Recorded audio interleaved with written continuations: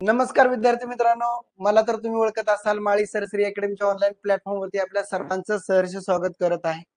विद्यार्थी मित्रांनो, शिक्षक भरतीची सगळ्यांना आतुरता होती. काही जण निवांत गाढ झोपेत असल्यासारखे होते, की वाटायचं की आता लगेच कुठली 2022 म्हणजे 2010 नंतर 2017 मध्ये एक निघली, तिचाही रिझल्ट लागला नाही. 2022 मधली जी परीक्षा 2023 फेब्रुवारी मध्ये झाली होती, तुम्हाला माहिती आहे. आणि त्याच अनुषंगाने बऱ्याच जणांना सांगितलं होतं. आता काहीच बोलणं उपयोग नाहीये. तुम्ही तरी अभ्यास करत होता का? ज्यांचा ज्यांचा प्रश्न आहे की सर एकच महिना निघलाय, खरंच सदसद्विवेक बुद्धीने अंतर्मनाला प्रश्न विचारा की आम्ही अभ्यास करत होतो सर, आणि आम्हाला अभ्यास करायला कोर करायला वेळ भेटला नाही. सांगितलं होतं, नोटिफिकेशन त्यांनी गेल्या महिन्यात टाकलं होतं, मे जूनला एक्झाम येईल. परंतु मला वाटतं की जे विद्यार्थी 2022 आणि 23 मध्ये जी परीक्षा झाली, 22 ची 23 मध्ये झाली, त्या परीक्षेमध्ये ज्यांचा ज्यांचा रिझल्ट गेला होता त्यांना अजून एक सुखद धक्का भेटला होता बाकीच्यांना, की परत अजून फेज 2 निघलं होतं. आणि फेज 2 मध्ये सुद्धा एक 10 ते 15,000 जागा आहेत. आणि त्या जागेमध्ये सुद्धा तुम्हाला म्हणजे तो एक, खरं तर काही विद्यार्थ्यांना धक्का बसला की आम्ही खूप कमी मार्क पडले किंवा आम्ही टेट परीक्षेला गेलो नाही. बाकीच्यांच्या शिफ्ट वाईज काय पद्धतीने होते त्या सगळ्या गोष्टी, बरोबर ना? एवढ्या कमी वेळेत कसा अभ्यास करायचा, आजचा हेडलाईन टाकायला पाहिजे होती मी, की कमी वेळेत सगळ्यात जास्त दर्जेदार आणि व्यवस्थितरित्या अभ्यास कसा करायचा, हे मी सांगण्याचा प्रयत्न करतो. मी पण माणूसच आहे. आयबीपीएस पॅटर्न हे मेमरी बेस्ड क्वेश्चन आहे. परंतु मला जेवढं कळतं, हे जाताना तुम्ही लेक्चरला सांगताल की सर तुम्ही सांगितल्या पद्धतीनेच अभ्यास करावा लागेल, आणि उगाच भाकड कथा नाहीयेत. आणि मी भाकड कथा कधी सांगायचा प्रयत्न पण करत नाही. जे काय असेल ते वास्तव तुम्हाला सांगतोय. आताच्या एवढ्या वेळेमध्ये, कमी कालावधीमध्ये, एवढ्या कंडिशन मध्ये कसा अभ्यास करायचा हे फक्त तुम्हाला सांगणार आहे, की प्रत्येक गोष्टीला हात लावला की त्यातनं आपल्याला मार्क मिळला पाहिजे. याच्यासाठी मी काय करतोय, तर एक तुम्हाला आरसा दाखवणार आहे. मी आरसा दाखवणार आहे फक्त. आणि मी जे काय बोलतो, मी काय वकील नाही. मी जे काय बोलतो ना, ते सत्य सत्य परिस्थितीवर आणि पुराव्यासहित बोलत असतो. एवढं मात्र माझ्याकडून निश्चित तुम्हाला चांगल्या पद्धतीचं मार्गदर्शन भेटेल.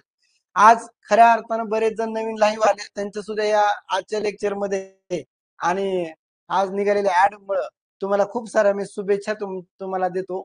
असंच तुम्ही परीक्षेची डेट निघाल्यानंतर मला कधीतरी येऊन भेटत जावा. अरे आता मला इतके फोन करायला लागलेत, आता लेक्चर घ्यायच्या अगोदर ना 1-2 तास मी ते टाकलं ना नोटिफिकेशन आल्यानंतर, इतके फोन यायला लागलेत. आणि कट ऑफ किती लागेल विचारायला लागलं. मला तर वाटलं हात दिला सोडून आपणच 2-3 आणून घ्यावेत, बरोबर ना? तर अजून जागा निश्चित नाहीये. नेमकं काय आपल्याला अभ्यास करायचा, आता सगळं दिलंय ना त्यांनी डेट. ठीक आहे, असो, बरंच काय बोलण्यासारखे. माझ्या बोलण्याचा कोणाला कंटाळा येतो का?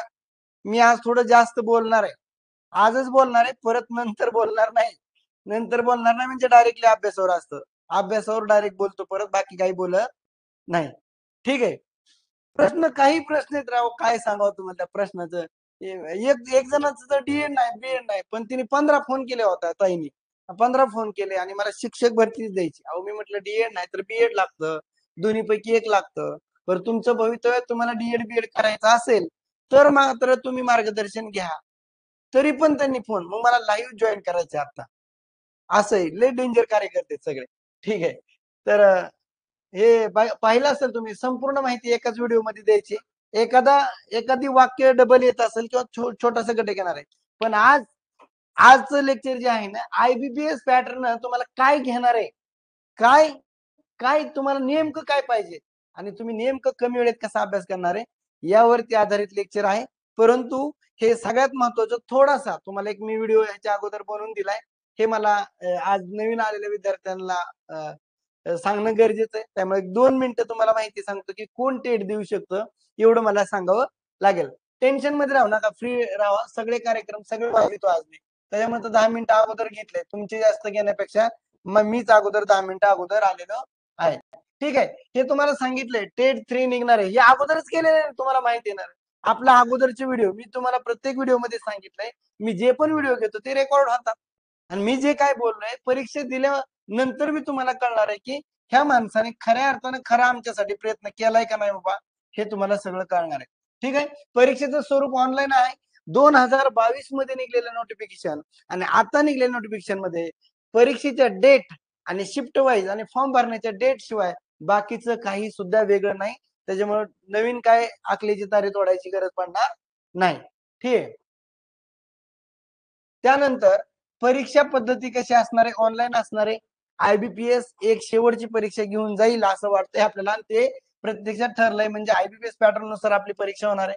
नो निगेटिव्ह मार्किंग आहे, म्हणजे ढगात गोळ्या मारल्या म्हणजे क्लिक केलं तरी तुम्हाला चालणार आहे. तेवढं आपल्यासाठी सगळ्यात महत्वाची गोष्ट दिली.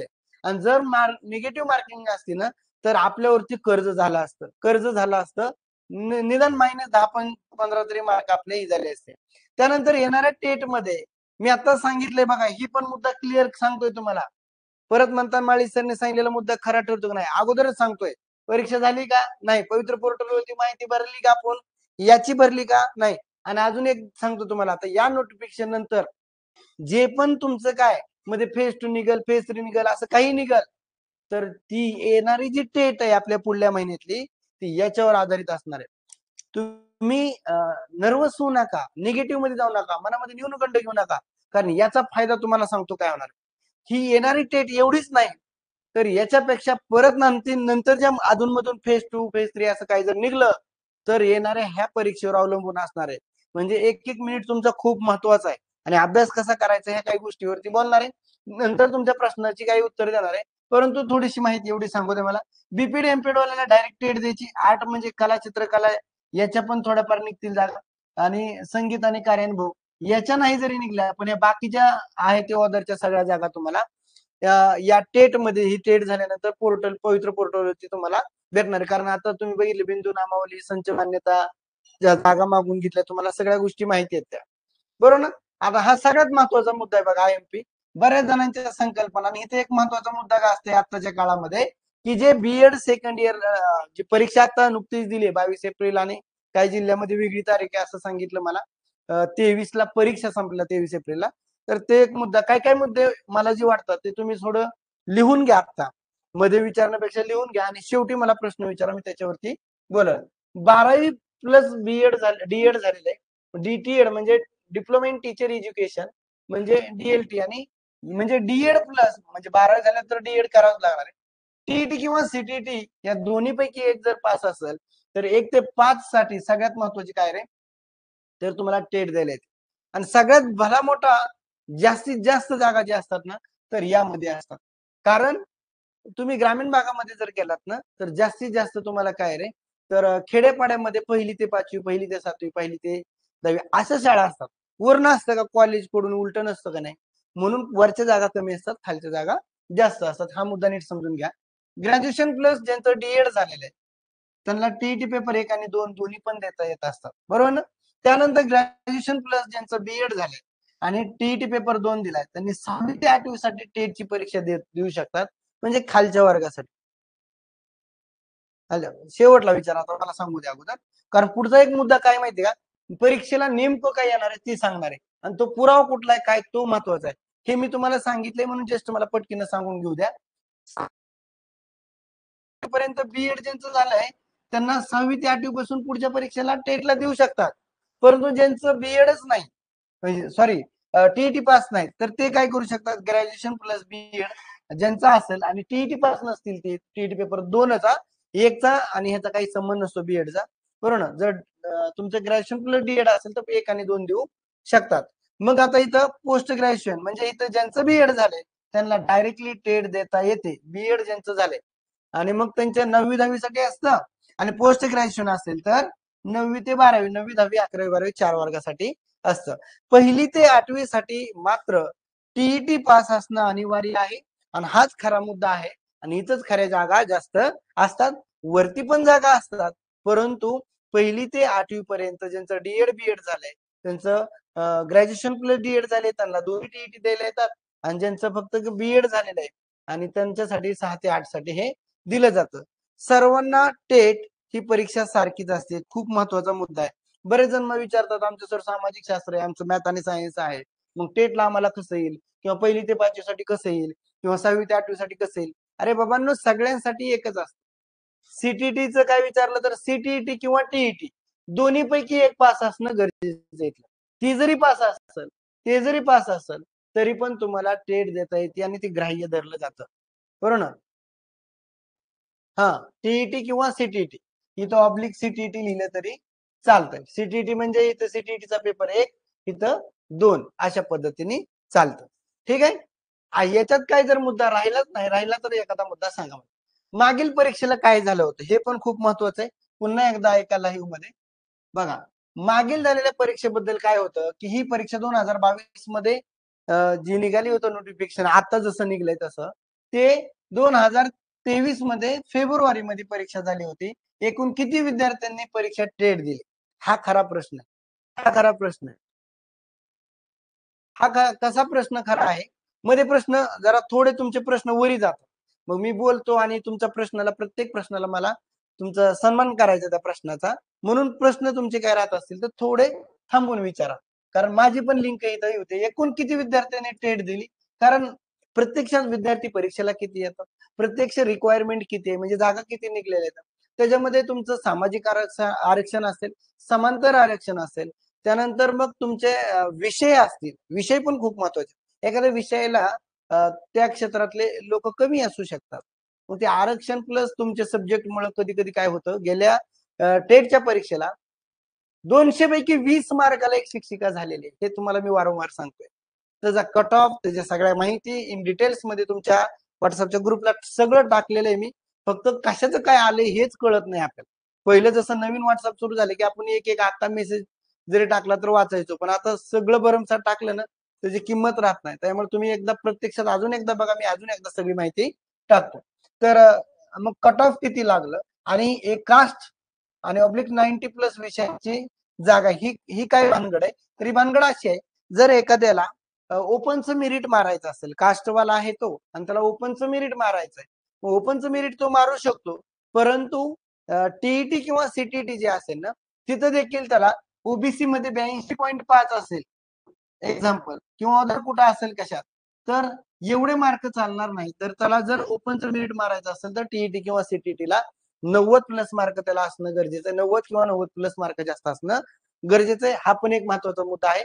कारण हा टेटच्या कट ऑफ मध्ये परत गोळ घालणारा विषय आहे.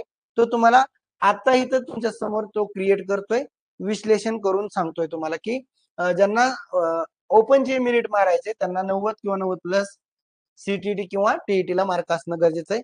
तोही महत्वाचा मुद्दा आहे. तो आता काही तुम्ही महत्वाचा आहे, पण इथं आता त्याची परीक्षा नाहीये. कारण तुम्हाला ज्यावेळेस टी आणि सी परीक्षेचा अभ्यास करता, त्यावेळेस तुम्हाला सगळ्यात महत्वाची माहिती. आता जी स्लाइड सांगतोय ना, जे जेवढे विद्यार्थ्यांनी 2022 ला परीक्षा दिली होती. आता एक एक जणांनी सगळ्यांनी मला मेसेज टाक. जर मागं काय झालं हे जर कळलं तर पुढे पाऊल टाकायला सोपं जाईल. बरोबर ना? मागच्या ठेस आणि पुढचा शहाणा असं आपण म्हणतो ना, तर ही स्लाइड तुमच्यासाठी इतकी महत्वाची आहे. कारण टेट जी 2023 एक्झामिनेशन जी झाली होती, त्याचा जो रिझल्ट लागला होता, त्या रिझल्टची स्लाइड ही खूप महत्वाची आहे आणि डाटा सुद्धा मी तुमच्या समोर मांडतोय ना. जसं एखादा वकील असेल किंवा लोकसभा, विधानसभेमध्ये खासदार, आमदार असतील, त्यांचं जे काही प्रेझेंटेशन असतं, त्या प्रेझेंटेशन सारखं ही सगळी डाटा तुमच्या पुढे संकलन करून मी प्रेझेंटेशन करतोय किंवा तुम्हाला मार्गदर्शन करतोय. हे योग्य आहे का नाही मला सांगा. मागचा अभ्यास करणं गरजेचं आहे का नाही? मागचा म्हणजे आपण सगळा अभ्यास करत बसत नाही. पेपर घेणारी जी कंपनी आय-बी-पी-एस आहे, तीच कंपनी आहे. तेवढेच महाराष्ट्रातले विद्यार्थी आहेत. नवीन किती विद्यार्थी वाढले, हे त्याच्यात ऍड करून सगळ्या काही गोष्टी तुम्हाला मी सांगतोय. तर ओव्हरऑल तुम्हाला माहिती आहे, की 2,00,000 इथं बघा 2,16,444 म्हणजे total number of student who where present at examination hall असेल इथं. तर एवढे विद्यार्थी म्हणजे 2,16,000 विद्यार्थ्यांनी गेल्या वेळेची परीक्षा दिलेली. तिथं दिव्यांग आणि ऑदर असणारे 3,115 विद्यार्थी आहेत. आणि मग यांनी परीक्षा दिल्यानंतर त्यांचं जे मेरिट असतं, बऱ्याच जणांना प्रश्न विचारतात, सर टी झाल्यावर आम्ही डायरेक्ट शिक्षक होतो का? सी दिल्यावर डायरेक्ट शिक्षक होतो का? हे सुद्धा बऱ्याच जणांना माहित नाही. तर फायनल जी परीक्षा असते, जी आपली टेट, जे की ₹1 न भरता ही परीक्षा दिल्यानंतर मेरिट लिस्टमध्ये नाव आलं, की तुमचं काम झालं. ₹1 इथं लागणार नाही. शासनच तुम्हाला महिन्याला पगार देणार आहे. मग मला सांगा, इथं बघा ऑल कॅन्डिडेट आहेत, पण परीक्षा जी आहे पद्धती ती 200 प्रश्न आणि 200 गुण आहे. तुम्हाला सगळ्यांना माहितीच आहे.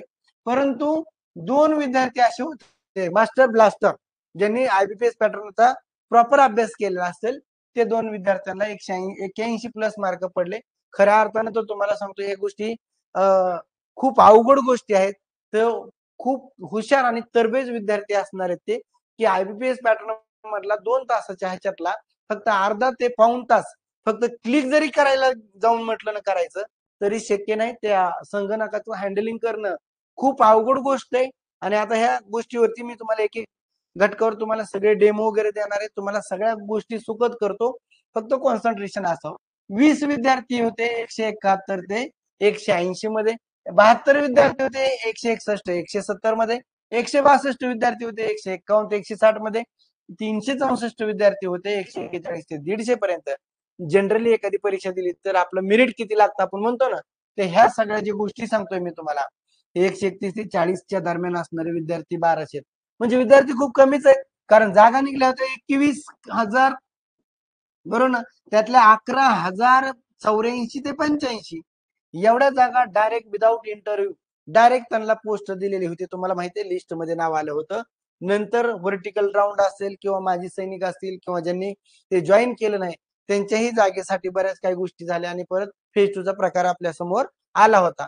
मला एक सांगायचंय जर ह्या सगळ्या जागा जर आपण इथपर्यंत धरल्या 9,000 असेल 9 3 12 13 बरोबर ना आणि 14,000 हा किंवा इथपर्यंतच्या काही 14 आणि बाकीचा एक राहू द्या तर मेरिट तुमचं 120 पर्यंत येतं. जास्तीत जास्त असं उलट मेरिट जर लावलं आपण एवढ्या जर जागा घेतल्या तर तुमचं मेरिट इथपर्यंत येत आहे. म्हणजे ह्यातनं एक पॉझिटिव्ह थिंकिंग घ्यावं लागेल ना आपल्याला की पॉझिटिव्ह थिंकिंग अशी घ्यावी लागेल की आपण जी परीक्षा गेल्या वेळेस नवीन पद्धत होती. गेल्या वेळेस आपल्याला काही गोष्टी जमल्या नव्हत्या. गेल्या वेळेस पॅटर्न वेगळा होता. आपण यावेळेस पॅटर्नचा अभ्यास आपण त्या पद्धतीने केलाय. आता बघू आपलं मेरिट सुद्धा आपण सुद्धा इकडे जाऊ शकतो किंवा वरती आपल्याला किमान 150 प्लस कसं जाता येईल ते बघणं गरजेचं आहे. अवघड गोष्ट काहीच नाही. कारण सकारात्मक दृष्टिकोन ठेवावा लागणार आहे. एक एक घटकाला पॅटर्न समजल्यामुळे एक एक घटकाला आपल्याला व्यवस्थितरित्या अभ्यास केला तर यावेळी तुम्हाला चांगले मार्क मिळतील अशी अपेक्षा आहे. फक्त तुमच्या कष्टाची जोड कंसात असेल तर ठीक आहे. तर अशा पद्धतीने ह्या काही गोष्टी होत्या. ही झालेली परीक्षा असा लागणारा रिझल्ट आहे तुमचा बरोबर ना. तर हा रिझल्ट तुम्ही पाहून घ्या. आता महत्वाचं काय सर हे सगळं झालं सर आम्हाला बी कळलं परीक्षा गेल्यास होती तसेच नोटिफिकेशन निघलंय अशा सगळ्या गोष्टी आहेत. ह्या गोष्टीवर बोललो सर कळलं पण आम्हाला मार्क किती पाडायचे. मला एवढं सांगायचंय की मेरिट जर तुमचे 120 पर्यंत येत असेल आणि याच्यात जर तुमची कास्ट असेल कास्ट आणि कास्ट प्लस तुमचं आरक्षण असेल म्हणजे विषय असतील विषयांचं आरक्षण तुमचं म्हणजे विषय म्हणजे समजा सपोज एखादा इंग्लिश विषय इंग्लिश विषयाला किती जागा आहेत त्या पोर्टल वरती भरल्या जातील. समजा ह्या विषयाला कमी असतील विद्यार्थीच कमी आले असतील पासच झालेले नसतील तर त्याचं मेरिट खाली पण येऊ शकतं. पॉझिटिव्ह घ्या आणि असं असतंच आणि मग हे असं एकंदरीत घेतलं तर आपला अभ्यास वरी चढावा आणि मेरिट आपल्या आरक्षणामुळे भेटावं किंवा तुमच्या विषयामुळे भेटावं विषयांच्या जागा किती त्याच्यामुळे भेटावं ते सगळं पवित्र पोर्टलच्या हातात आहे. आपल्या हातात आता काही नाही. आपल्या हातात फक्त तंतोतंत अभ्यास करून आपण चांगल्या पद्धतीने कमी वेळात स्मार्ट वर्क करून आपल्याला पेपर सोडवायचा आहे बरोबर ना. आता सगळ्यात महत्वाचा मुद्दा काय हा मुद्दा मी खरं तर शेवटला घ्यायला पाहिजे होता पण घेऊन टाकतो. विद्यार्थ्यांनी नेमकं काय करायचं. आता समजा पॅटर्न समजून घ्यायचा अभ्यासक्रम समजून घ्यायचा हा तुम्हाला मी व्हॉट्सअपला दिलेला आहे. योग्य संदर्भ साहित्य याच्यावरती मी एक लेक्चर घेतलेले अजून एकदा ते नंतर लेक्चर तुम्हाला घेऊन टाकेल की योग्य संदर्भ साहित्य काय घ्यायचंय.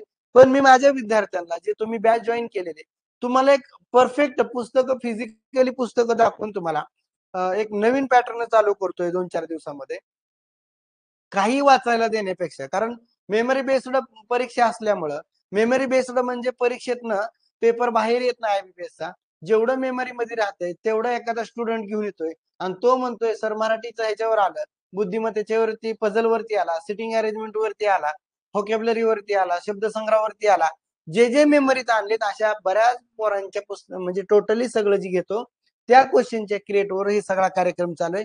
सगळेजण म्हणतात मी लय हुशार आहे माझं बँकिंगचं असं आहे माझं तसं आहे कुणाचं काही नाही आणि कुणाचं काही कशात अडकू पण नका. एकदमच अडकलात त्यांनी बँकिंगचा आयबीपीएस पॅटर्न काढलाय आणि आपल्याला ती पद्धती अजिबात असं काही करायचं नाही. मी तुम्हाला शॉर्टबट स्वीट मध्ये एकदम जबरदस्त आणि एकदम तंतोतंत अप टू द मार्क असं जबरदस्त आता खाली मी मार्गदर्शन पुराव्यासहित करणार आहे. तेवढंच करायचं परीक्षेला मार्क तुम्हाला 100% पडणार ह्याची ग्वाही आपल्याला आहे. का तर हा रिझल्ट हा जो म्हणजे तुम्ही हा जो व्हिडिओ आहे हा सेव्ह होणार आहे, हा तुमच्या ऍप मध्ये राहणार आहे. ज्या दिवशी तुम्ही परीक्षा देऊन येताल त्या दिवशी हे लेक्चर बघा, त्या दिवशी हे लेक्चर बघा, कारण मी पुराव्यानुसार बाकीचं काहीच बोलणार नाही. ठीक आहे. तर अभ्यासात सातत्य ठेवायची सांगायची गरज नाही, कारण आता नोटिफिकेशन आल्यानंतर तुम्ही काय साधे नाहीत परत, बरोबर ना. तुम्ही एका दिवसात 15 दिवसाचा अभ्यास करणार आहेत.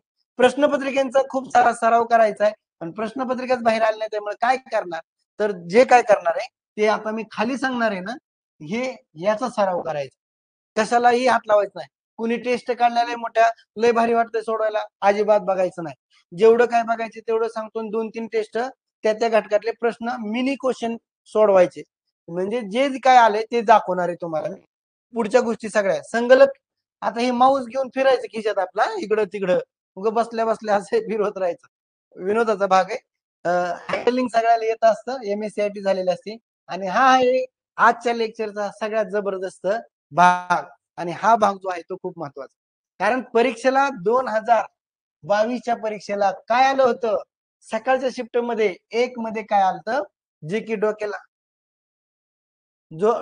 हात लावून बसणारी जी व्यक्ती होती. पण मी तुम्हाला मार्गदर्शन करतो ना, झोप नाही आली लेक्चर बघायचं, कधी मी मोबाईल आपला कायम तुमच्या सोबतच आहे, बरोबर ना. आता बघा, रिझनिंगचा जो भाग आहे, रिझनिंगचा IBPS पॅटर्नचा, हा काय कुठल्या पुस्तकातलं कशातलं उचलून आणलेलं नाही. हे प्रत्यक्षात आम्ही ज्या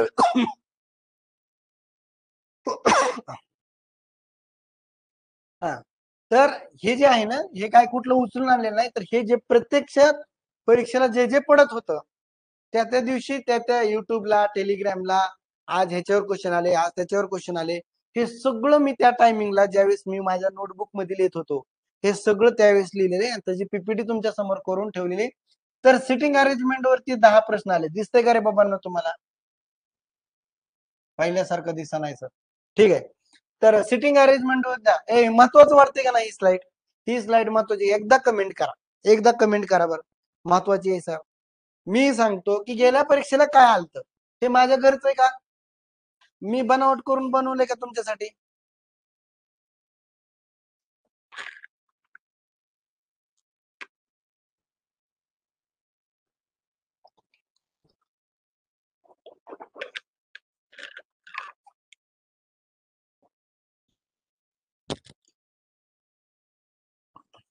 कोण म्हणेल काय पण येतं, जे म्हणेल ते येईल, ती म्हणते, अरे करायचं काय नेमकं, तर काय करायचं हे पुराव्यानुसार सांगतो, आणि ह्या आजच्या लेक्चर मधली सगळ्यात महत्वाची स्लाइड आहे. मग सिटिंग अरेंजमेंट वरती 10 प्रश्न आहेत, तुमचे लाईव्ह लेक्चर होणार आहे, बुद्धिमत्तेचे 10-10 2-2 तासाचे, 1.5-1.5 तासाचे लेक्चर घेणार आहे. कधी होणार काय होणार टाइम विचारायचा नाही. आता सर म्हटले घ्यायचं घ्या ना, सरला मनात आलं सकाळी 2 तास ओके, संध्याकाळी 2 तास ओके, मधीच माळी सर आले ओके, तुम्ही सगळं ओके करायचं. हा, ठीक आहे. त्यानंतर लिनियर सिटिंग अरेंजमेंट, त्यातले 8 प्रश्न आहेत.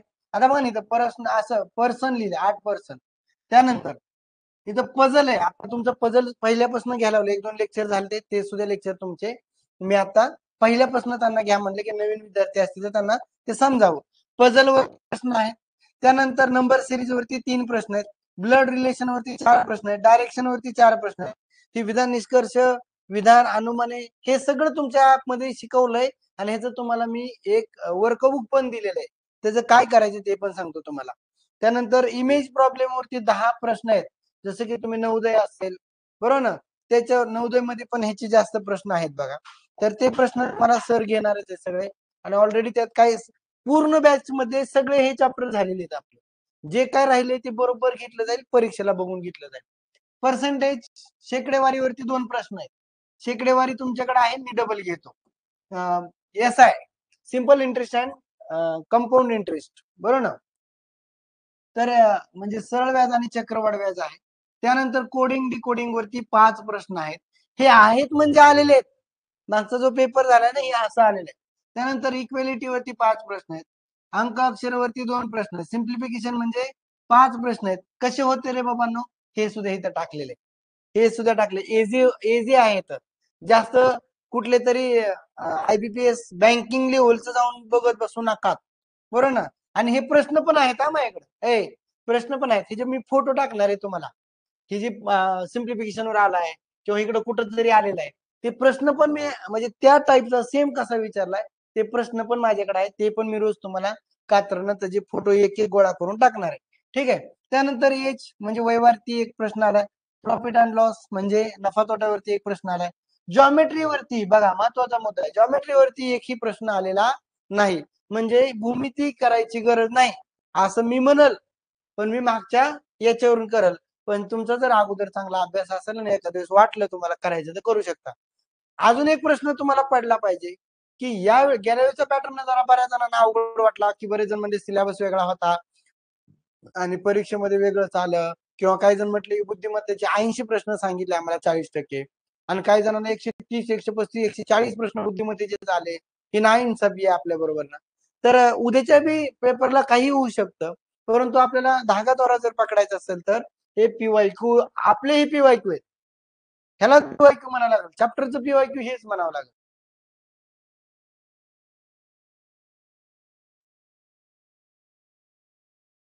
हा, जॉमेट्रीवर जरी विचारले तर काय काळजी करायची, पूर्ण डिटेल्स मध्ये जॉमेट्री घेतलेली आणि तुम्ही म्हटले अजून जर वेळ भेटला तर अजून डबल एकदा जॉमेट्री घेऊ तर जे काळजी करायचं नाही.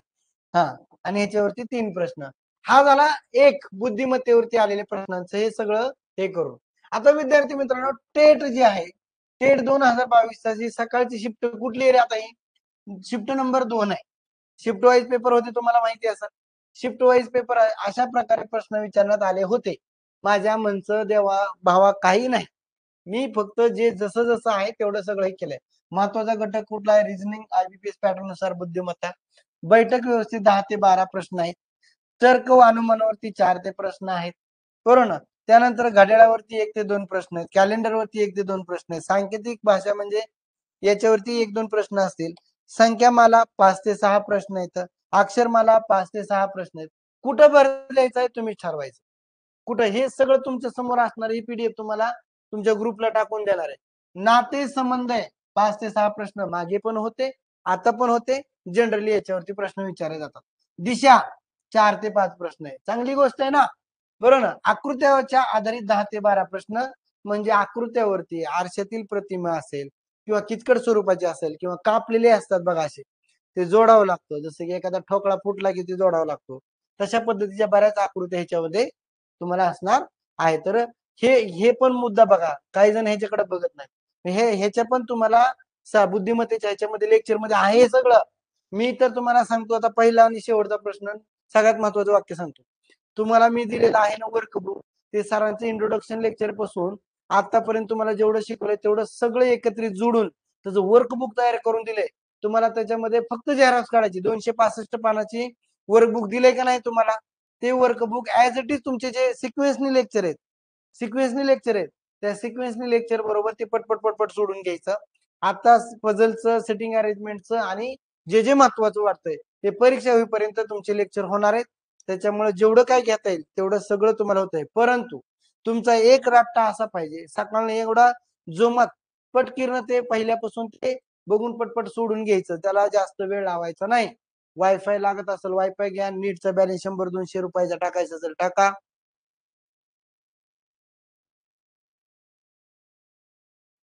हो, सगळं सगळं ग्रुपला आहे. ग्रुपला जॉईन व्हा. ही झाल्या 2 शिफ्ट. हे महत्वाचं आहे का नाही रे? हा, ही बघा आता 22 फेब्रुवारी 2023 शिफ्ट 1 आणि सकाळी 9चा पेपर एवढं एवढं सांगतोय तुम्हाला. मराठी व्याकरण मध्ये आलेले प्रश्न कसे असतील हा घ्यायचंय सगळं घ्यायचंय. तुम्ही हे करा मी टेस्टच्या मागे लागणारच. आता एक मुद्दा चालू की तिसरं विचारत जाऊ नका तुम्ही. त्याच्यामुळे मी इकडल्या लेक्चर वरती फोकस करा. अगोदर ही काय येणार आहे ते बघा ना.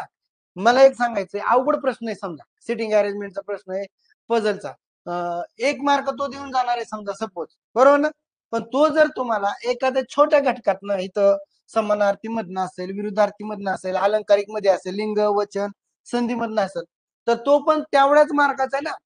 त्याला पण तेवढंच वेटेज आहे. त्याला बी तेवढंच महत्व आहे. म्हणजे काय करायचं ते पण आपण समजून घ्या.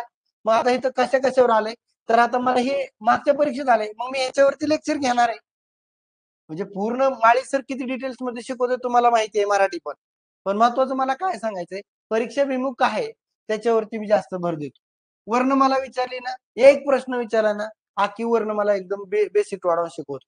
तुम्ही म्हटले नाम शिकवा, अख्खं नाम काय असतं ते सगळं नाम तुम्हाला डिटेल्स मध्ये शिकवतो. मनी वाचायचा भाग आहे तो. रोज सकाळी उठले की आपलं तेवढं काम करायचं. वाक्यातील चूक ओळखणे याच्यावरती आपण उदाहरणं घेऊ. परिच्छेदावरील प्रश्न, बरोबर ना? आता मागच्या टीईटीचे पण काय परिच्छेद होते ते पण घेतलेले आहेत आपण. आणि IBPS मधनं अजून कुठं कुठं भेटतील ते सगळे संकलन करून याच्यावर पण लेक्चर आपण 100% क्वालिटीचे लेक्चर घेणार आहेत. ठीक आहे.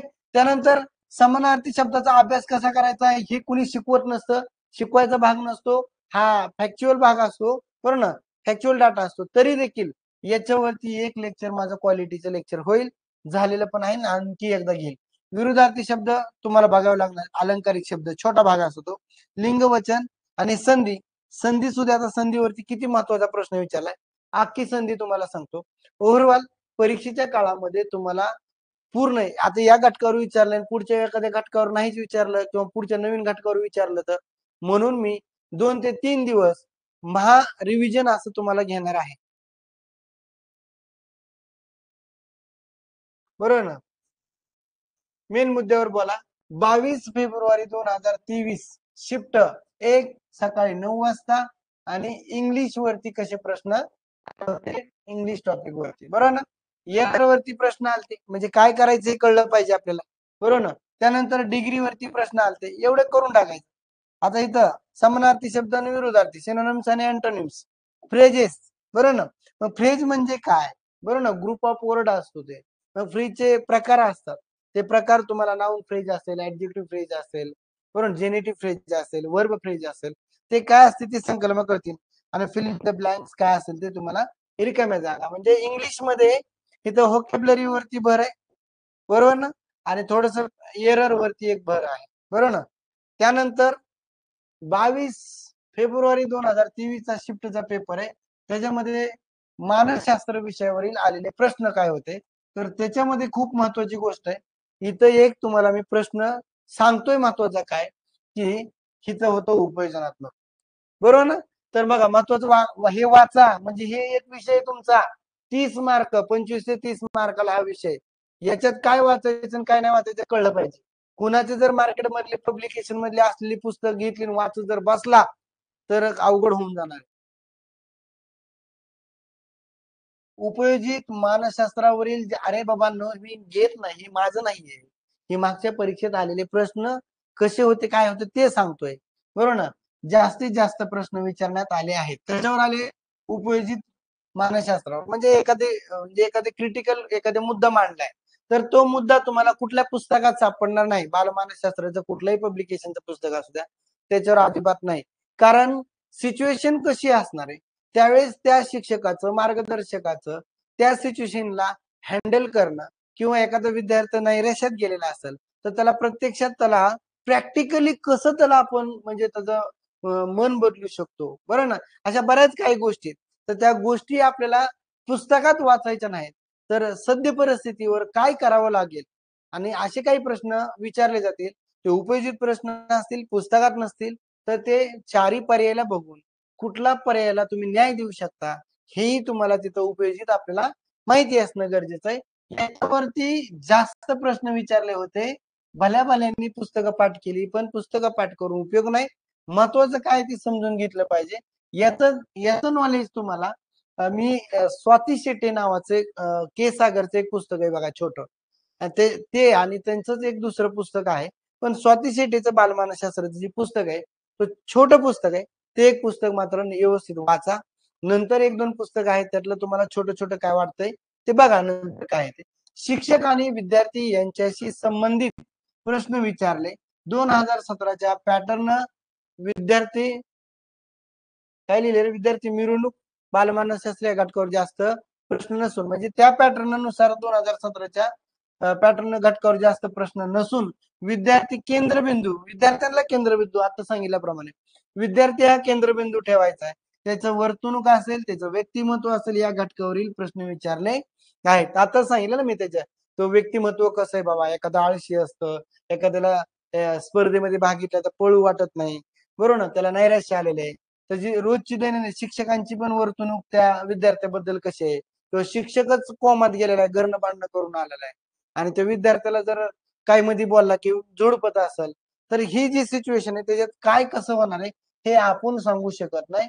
एक आदर्श मार्गदर्शक कसा पाहिजे, त्या प्रश्नाच्या सिच्युएशन नुसार त्यांनी कसं काम केलं पाहिजे यावरती प्रश्न आपल्याला समजणार. वर्तनावर उपयोजनात्मक प्रश्न विचारले जातील. शिक्षकाचं वर्तन कसं आहे, आल्यानंतर विद्यार्थ्यांशी हसून खेळून बोलतात का, रागात आलेले असतात, बरोबर ना. त्यानंतर विद्यार्थ्यांना समजून घेतात का, त्यांचे प्रश्न समजून घेतात का, ह्या सगळ्या गोष्टीवरती इथं तुम्हाला प्रश्न विचार विद्यार्थी केंद्रित प्रश्न विचारले जातात. म्हणजे विद्यार्थ्याचं सर्वस्व सगळ्या सर्वांगीण अंगाने आपल्या त्याच्यामध्ये एक त्याचा विकास करायचा आहे, त्याच्या बुद्धीचा विकास करायचा, शारीरिक विकास करायचा आहे, बरोबर ना. त्याला एक चांगल्या हुद्द्यावरती आपल्याला पाठवायचंय. या विद्यार्थी केंद्रित प्रश्न असतात आणि बालमानसशास्त्र व सिद्धांत तसेच बेसिक संकल्पना याच्यावरती प्रश्न नव्हते, म्हणजे उपयोजित प्रश्न असतात. हा, मी सांगतोय आता काय जण ह्यांनी काय म्हणले, सर पाठीमागचे एवढे लेक्चर बघून होणार नाही. ओके, धन्यवाद. अहो जे जे महत्वाचं आहे ते सांगायला लागलो, त्यातलंच बघा म्हणतोय मी. आता हे बघणं तर गरजेचं आहे. होत नाही म्हणजे काय, गोळ्या असाला इंजेक्शन द्यायचं का? आता सांगा बरं तुम्ही. आता टेट परीक्षा प्रश्नपत्रिका विश्लेषण दुसरा दिवस आहे, त्याच्यात काय आलं, रिझनिंग वर जास्त फोकस आहे, ओव्हरऑल आला आता हे. त्यानंतर भूमितीवर काल पण आणि आज पण प्रश्न आजही नव्हते, म्हणजे नव्हते हे सांगतोय तुम्हाला. करा म्हणायला मी सगळंच करा म्हणू शकतोय, पण आता डेट आणि दिवस कमी येत. मग मी आता ही जी चार्ट दिला ना, ह्याच्या बाहेर करू नका एवढं सांगू शकतोय. तुम्ही पण ह्यातनं समजून घ्यायचं, मास्तर काय म्हणतंय, कशातनं एक एक मार्क मिळेल हे समजून घ्या रे. एक एक मार्क कशातनं मिळेल, शेवटी तुमच्या बेसिक संकल्पना क्लिअर असतील, तुमचा बाकीचा अवेअरनेस असतील, हे सगळं तुम्हाला कळेल, बरोबर ना. आता मी तुम्हाला काय करतोय, काय वाचायचं त्याच्यापेक्षा काय नाही वाचायचं हे तुम्हाला सांगतो. शेवटी 40 दिवसात तुम्हाला काहीच होणार नाही. अरे तुम्हाला लेक्चर बघणं होत नाही, आमचं काय होतं, आम्ही तयार करताना हे सगळं क्रिएट करताना हे आमचे आम्हाला माहिती आहे. पण आम्ही तेवढं जोश मध्ये असतो, आम्ही बी पॉझिटिव्ह असतो कंटिन्यू. तसं तुम्ही पण राहावा, तुमचं पण एक दिवशी 100% कल्याण होणारच. पॉझिटिव्ह घेतो त्याचं 100% यश होतं. 100% पॉझिटिव्हच घेतलं पाहिजे. नाही झालं तर नाही झालं, पण करणं तर गरजेचं आहे. नॉलेज तर वाढेल. ह्या परीक्षेत नाही झालं, पुढल्या परीक्षेत. हिवाळी अधिवेशनाचा एक व्हिडिओ तुमच्या ग्रुपवरती टाकला होता मी, की 6 महिन्याला टेट परीक्षा घेणं गरजेचं आहे. आता परत नंतर काय होणार आहे तुम्हाला सांगतो. हे सीबीएसई पॅटर्न वगैरे लागू व्हायला लागला. त्यानंतर ह्या 3 वर्षामध्ये काहीतरी टोटली सगळं सीबीएसई पॅटर्न करणार आहे. मग आयबीपीएस पॅटर्न करतोय ना आपण, मग अजून एखाद्या वेळेस ही परीक्षा आयबीपीएस ही शेवटची परीक्षा म्हटलं जातं, कारण 18 जुलैचा एक जी आर आहे. ही सर्व सरळ सेवा परीक्षा एमपीएससी थ्रू होणार आहेत, पण शिक्षक होईल का नाही माहित नाही. आणि सीबीएसई पॅटर्न कसा लागू होतो काय ते पुढच्या गोष्टी आहेत. थोडं समजून घ्या मी काय बोलतोय ते. प्रश्न चुकीचे विचारू नका, प्रश्न तरी बरोबर विचारा. माझ्या जीवाचा तिळपापड करू नका. मी सांगतोय तुम्हाला एवढं सगळं काढून काढून आणून सांगतोय तुम्हाला, आणि तुम्ही प्रश्न विचारतात कसे वेगळेच प्रश्न विचारतात. बघणं होत नाही म्हणजे कसं करणार आता तुम्ही सांगा. टेट वेळ खाऊ प्रश्न आहेत. मी तुम्हाला सांगितलं होतं वेळ खाऊ प्रश्न कसे आहेत. तिथं असं सांगितलं बघा, ही आहे तुमचं संगणकाचा स्क्रीन, बरोबर ना. याच्यावरती इथं येतो प्रश्न, त्याच्यामध्ये दोन दोन भाषेमध्ये प्रश्न येते, आजच्या तुमच्या त्या नोटिफिकेशन मध्ये आहे. त्यानंतर हे झाले प्रश्न, त्याचे पर्याय असतात इथं 8, 1 2 3 4, कारण प्रश्न जर 2 भाषेत असतील तर 2 भाषेमध्ये पर्याय द्यायला लागतील ना. म्हणजे 8 प्रश्न वाचायचे नाहीत, पण स्क्रोल तर करावे लागतील ना. अरे मुद्दा बरोबर आहे का चुकीचा एकदा होई म्हणा, बरोबर ना. मुद्दा बरोबर आहे का नाही. 2 भाषेत समजा मराठीमध्ये आहे आणि इंग्रजीमध्ये आहे, किंवा कोणी उर्दू घेतलेला असेल, हे 3 भाषेमध्ये आहे, बरोबर ना. तर आता त्यातलं मग कुठलं 2 असेल ते 2 मध्ये काय येणार आहे, तिथं 2 भाषेत येणार. मग पर्याय इथं 8 बसत नाहीत रे, 8 बसत नाहीत रे. आणि दुसरा मुद्दा काय, तिथं अशी एक स्क्रीन आहे, इथं स्क्रीन, मग इथं सोडलेला आहे का, जांभळा, निळा, हिरवा, लाल, बरोबर ना. हे असे काही पॅटर्न आहे तुमचा. हा, आणि मग प्रश्न इथे 1 2 3 4 5, हे असे तुमचे 200 प्रश्न आहेत. आता काय जीव घेता का एखाद्या लेकराचं परीक्षा द्यायला लागलो, ह्याला स्क्रोल करता करता नाकीनळ येतो, परत इकडं स्क्रोल करता करता नाकीनळ येतो. बघा कसं आहे ते. वेळ आहे तुमचा 2 तास, 2 तास. हे स्क्रोल करताना इथं बारीक पट्टी ऍरो न्यावं लागतो त्याच्यावरती, आणि इकडं पण न्यावं लागतो. हे इकडे प्रश्न सरकवताना आणि इकडं पर्यायवरी सरकवताना पुढच्या प्रश्नावर जाताना ही महत्वाची गेम आहे ह्याच्यातली. ह्याची पण प्रॅक्टिस असणं गरजेचं आहे. आणि मग हे सगळं व्यवस्थित बघणं गरजेचं आहे. आणि मग म्हणून काय रे, एक तर प्रश्न वेळ खाऊ आणि त्या काय रे संगणकाचं हँडलिंग सुद्धा वेळ खाऊ होत. स्क्रोल कधी कधी होत नाही. धडक घ्यायची अशी धडक येणं लय अवघड आहे राव. तुमची पण खूप कौतुक, पण मी कुणाची क्यू करू शकतो? मी आमचं पण अवघडच आहे का नाही? तुम्हाला वाटायला पाहिजे सर तुम्ही पण एवढं एक एक मुद्दा एवढं सगळं गोळा करणं हे अभ्यासच आहे ना सगळा, आहे का नाही? आणि तुमचं कसं आहे, तुम्ही जे अभ्यास करता त्यांचं मला वाटतं की खरंच ह्याने प्रामाणिकपणे अभ्यास केला यश मिळावं. पण त्यांनी आजपर्यंत एक बी लेक्चर बघितलं नाही. रोज लेक्चर चालू आहे आपलं, पण लाईव्ह आला नाही. IPL बघत बसला. आता किती अवघड आहे. म्हणून मी तुम्हाला सांगतो, बाकीच्या गोष्टीला वेळ देऊ नका. तुम्ही जर खरा प्रामाणिक प्रयत्न केला तर निश्चितपणे तुम्हाला यश भेटणार. काय ते किती खूप सुंदर आहे ते आपल्या कर्नाटक मधील जो विद्यार्थी आहे ना मेंढपाळ, बरोबर ना? त्या मेंढपाळाचं कौतुक करायला पाहिजे. कौतुक करायला पाहिजे, आहे का? अहो काहीच लागत नाही. अभ्यास करायला काही लागत नाही. फक्त पुस्तक, एक एक सुपीक डोकं, सुपीक विचार लागतात. 2x2 ची जागा लागते. संदर्भ साहित्य लागतं. बस एवढ्यावरनं जर तुम्ही खऱ्या अर्थाने करायला लागला तर निश्चितपणे तुम्ही कुठलीही पोस्ट घेऊ शकता. खरंच ते महाराष्ट्रासाठी एक चांगलं आता म्हणजे जवळचं उदाहरण तुम्हाला सांगतो. नाही सर तो प्रॉब्लेम नाहीये. पण मला लास्ट अटेम्प्ट एक्सपिरियन्स आला तो म्हणून शेअर केला. नाही अजिबात मी तुमचा मार्गदर्शक. एखादं लेकरू आई जर लेकराला सावलीत मर म्हणल्यानंतर मर म्हणत नसते. माझा सांगण्याचा हेतू असा आहे, की मी तुम्हाला प्रॉपर वेने न्यायला लागलोय. तुम्ही जे प्रश्न आहेत ते वेगळ्या पद्धतीने विचारायचे आहे. हां, बिरुदेव डोने बरोबर ना? IPS झाला बिचारा आणि खरंच मला त्याच्यातून सुद्धा प्रेरणा भेटली बरं. प्रत्येकाने प्रेरणा घेतली पाहिजे आणि प्रत्येक गोष्टीतून लहान लेकराकडून सुद्धा प्रेरणा घेणं गरजेचं असतं. की इतकं त्याचे घरचे कुटुंब वगैरे मी 2-3 सगळे लेक्चर व्हिडिओ पाहिले त्याचे. ठीक आहे. लेक्चर वरती येऊ आपण. तर टेट मेरिट कमी लागणार असं तिथं सांगितलं जात होतं आणि बघितलं तुम्ही बऱ्याच जणांचं मेरिट कमी लागलं आणि कमी मेरिट वरती 100च्या आसपास पण बरेच जण लागलेले आहेत. 20 सांगितलं तुम्हाला शेवटचं. त्याचं मेरिटचा कट ऑफ पण तुम्हाला मी टाकतो पीडीएफ टेन्शन घेऊ नका. मानसशास्त्र म्हणजे बालमानसशास्त्र उपयोजनात्मक प्रश्न आता सांगितलं. मराठी सोपं होतं, इंग्लिश सोपं होतं. व्होकॅब्युलरी वरती जास्त भर दिला. कशावर काय करायचंय, कुठं रेस वरती पाय द्यायचा आहे, कुठं ब्रेक दाबायचंय, हे ह्यातून आजच्या लेक्चर मधनं कळणार आहे. त्यानंतर परीक्षेला जाण्यापूर्वी परीक्षेला जाण्यापूर्वी मेंटली स्ट्रॉंग असणं गरजेचं आहे. सगळ्यात महत्वाचा मुद्दा आहे. मी तुम्हाला अगोदर स्ट्रॉंग करतोय. त्यानंतर मेंटली स्ट्रॉंग असणं खूपच गरजेचं आहे कारण संपूर्ण महाराष्ट्राला मिळालेला कालावधी सारखाच आहे, वेळ सारखीच आहे, प्रश्न पण देखील त्याच लेवलने आहेत आणि कोणता प्रश्न सोडवायचा येथील जर प्रेझेन्स ऑफ माइंड वापरले तर तुमचा विजय निश्चित होईल. म्हणजे कुठल्या प्रश्नाला आपल्याला वाचलं की कळतं. पहिल्या 4-5 सेकंदात कळतं की या प्रश्नाचं उत्तर येतं की नाही. हे का सांगतो तुम्हाला? कारण बंच ऑफ क्वेश्चन होते म्हणजे ग्रुपने प्रश्न आले होते. 11 ते 20 पर्यंत असणाऱ्या प्रश्नांची सिटिंग अरेंजमेंट मधले प्रश्नांची उत्तरं होती. पझल वरती असणारे तसेच प्रश्न होते. म्हणजे ग्रुपने प्रश्न आले तर त्या प्रश्नाला आपल्याला येतंय का नाही? त्याला हात लावायचा का नाही? कारण जर तो प्रश्न वाचला त्याला 1-2 मिनिटं घालवले समजून घ्यायला तरी देखील नाही समजला आणि तो जर तुम्ही सोडून दिला तर वेळ अगोदर मुळातच कमी आणि मग ते वाचून त्यातल्या एकाही प्रश्नाचं एका प्रश्नाचं उत्तर येईल आणि 4 प्रश्नाचं असं होणार नाही. कारण तो प्रश्न जर समजला तर सगळे उत्तर येत होते. आता एकाचंही उत्तर येणार नाही. अशा पद्धतीची अवस्था तिथं होती. आणि सगळ्यात महत्वाची गोष्ट आहे, हे सगळं सांगितल्यानंतर तुम्हाला एक सांगायचंय मला, की हे सगळं पुन्हा पुन्हा बघा. एक दिवस तुमचा वाया जाऊ द्या. माणूस काय म्हणतोय, भान ठेवून देह निवडावं आणि बेभान होऊन त्याचा पाठलाग करावा. कारण सुंदर चरित्र कोणाला उसनं मिळत नाही. ते स्वतः निर्माणच करावं लागतं, निर्माण करावं लागतं आणि अशा पद्धतीचा हे आराखडा तुमच्या समोर मांडलाय आणि नंतर ह्या सगळ्या शिफ्टवरनं तुम्हाला कळल आणि शेवटची गोष्ट ह्यात काही जणांना 182 कसं काय पडले सर? त्याला 180 कसं काय पडले? प्रश्न मिक्स असणार आहेत. सगळ्यात महत्वाची गोष्ट काय आहे तुम्हाला सांगतो, की तुम्हाला जर उद्याच्या पेपरमध्ये 120 मार्क पडले, तर तुमचे ते मार्क 150 पण होऊ शकतात. त्याच्यामुळे घाबरून जायची गरज नाही. It is called normalisation.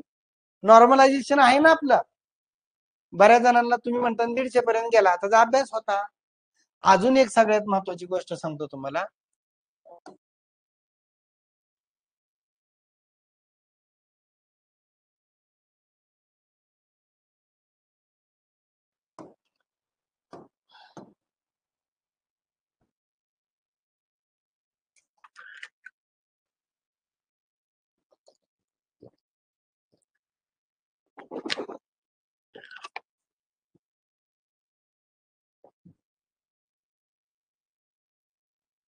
मी रोज तुम्हाला एक एक घटकावरती तुम्हाला सगळ्या गोष्टी सांगणार आहे.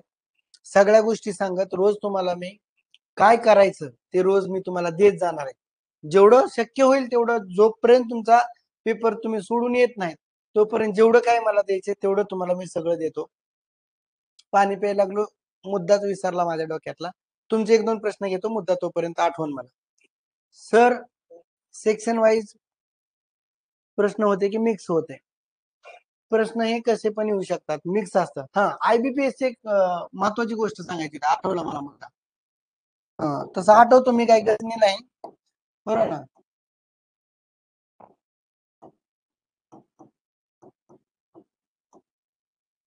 IBPS चे जे प्रश्न आहेत ना, त्यांनी विचारलं सिक्वेन्स मिक्स क्वेश्चन असतात.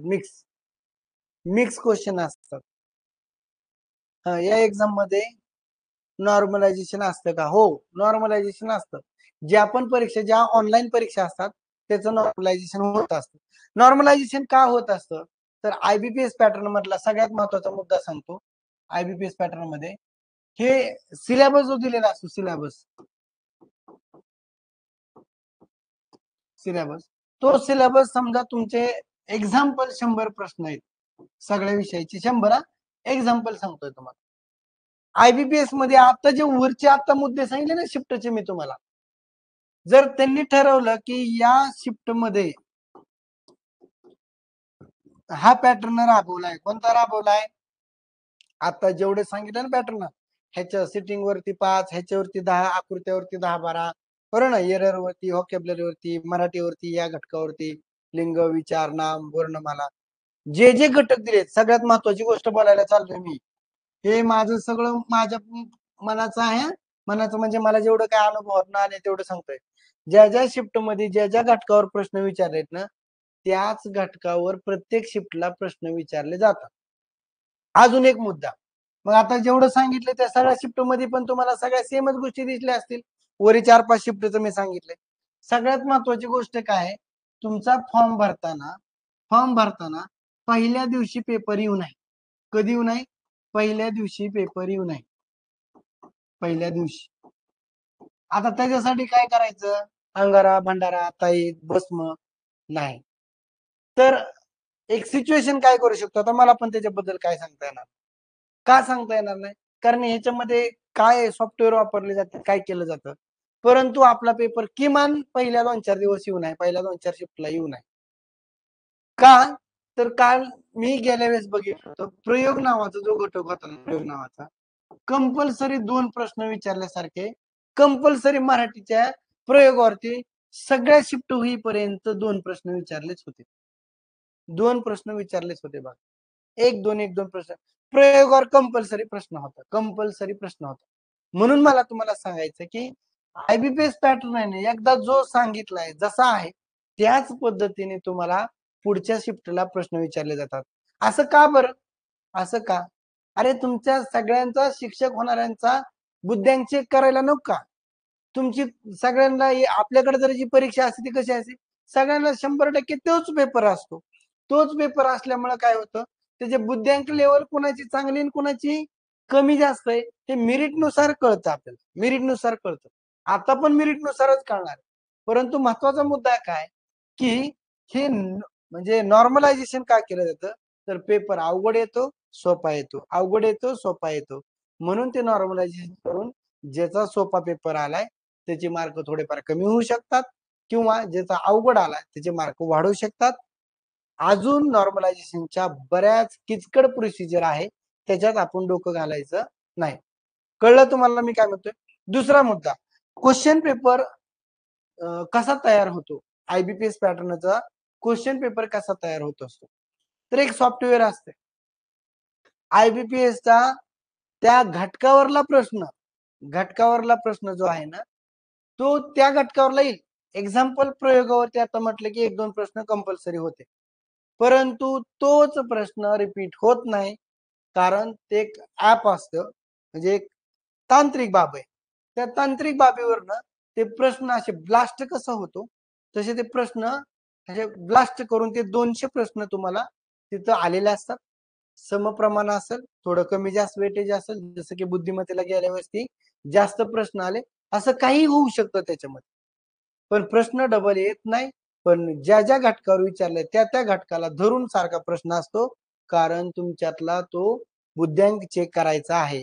जर अवघड आला तर त्याचे काही क्रायटेरिया ठरलेला असतो. त्याच्यात आपण डोकवायचं नाही.